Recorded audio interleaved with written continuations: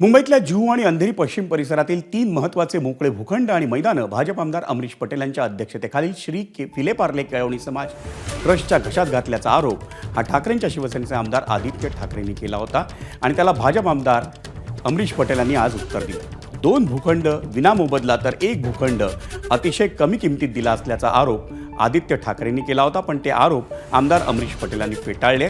या जागा लायसन्स पद्धतीने मिळाल्या असल्याचं त्यांनी स्पष्ट केलं। तसंच मुख्यमंत्र्यांनी हे भूखंड आम्हाला दिले असा गैरसमज पसरवला असल्याचाही मुद्दा त्यांनी मांडला। 3 मैदान एकत्र करून म्हणजे हे 2 प्लॉट्स आणि हा जो जिथे आहोत तिथे इकडचा प्लॉट, हे 3 प्लॉट घेऊन मुख्यमंत्री महोदय एका भाजपच्या आमदाराला गिफ्ट करत आहेत।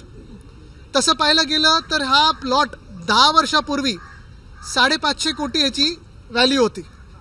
आज किती असेल ही आपण काढू शकता व्हॅल्यू, पण ह्या प्लॉटसाठी, फक्त ह्या प्लॉटसाठी मुख्यमंत्र्यांनी भाजपच्या आमदाराला 21 लाख प्रतिवर्ष 21 lakhs पर इयर ह्या किमतीवर गिफ्ट देण्यात आलेली आहे।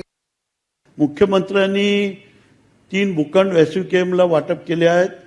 वस्तुस्थिती छत्रपती शिवाजी महाराज क्रीडा संकुल अंधेरी बीएमसीने टेंडर प्रक्रियेद्वारे पीपीपी मॉडेलद्वारे 11 एकर 57 गुंठे भाग कन्सेशन तत्वावर 10 वर्ष देण्यात आलेले आहे। अंधेरीच्या बी मी आपल्याला सांगितलं ते 1 एकर 62 गुंठे भाग देण्यात आलेला आहे आणि लोकमान्य टिळकला बी म्हाडाच्या अटीवर भूखंडाच्या 92 गुंठे देण्यात आलेला आहे। भाडं 21 लाख पर इयर हे त्या मोठ्या स्पोर्ट्स कॉम्प्लेक्सचं भाडं असू शकत नाही। दुसरी गोष्ट म्हणजे भाड्याचे कुठचे प्लॉट्स असू शकतात, जे म्हाडाचे प्लॉट्स आहेत, जे तुम्हाला तिथे दुसरं काही चालत नाही आत्तापर्यंत, आणि मग तुम्ही एखाद्या प्लॉट कुठच्या संस्थेला दिलात, भाड्यावर दिलात, ते चालू शकतं। पण जुहूमध्ये लोकमान्य टिळक जे मैदान आहे ते तुम्ही भाड्यावर देताय, जनतेचं मैदान भाड्यावर देताय।